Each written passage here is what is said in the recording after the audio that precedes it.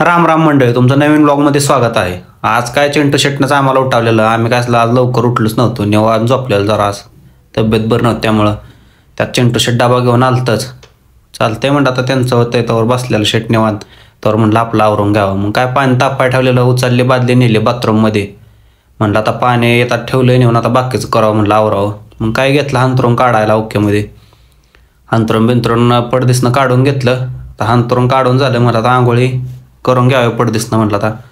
आंघोळी करून घेतलं आवरायला पाक दिसणं डायरेक्ट ओकेमध्ये असं आवरून घेतलं आपलं. म्हटलं आता जेवणावर ताव मारावं, कारण भुका लागल्या होत्या. आज उठायला पण उशीर झालता जरा, त्यामुळे मग काय ओकेमध्ये बसलो निवांत जेवायला. आज काय आपला उपास होता त्यामुळं आपल्याला आलती आज खिचडी. त्यामुळं काय म्हणलं आज खिचडीवर दिवस भागवावा म्हणलं, कारण की दुसरं काय आज नव्हतंच आपल्या नशिबात. फायनली मग खाऊन हे झालं. म्हणलं आता रूममध्ये असं तर म्हणलं चांगलाच फ्रेग्रन्स हवा म्हणूनच म्हणलं आता धुपबीप लावावा. ओकेमध्ये धुपी लावला बसलो आहे निवांतमध्ये. मग संध्याकाळ झालीच तेवढ्यात आपली घेतली मॅगी बनवायला.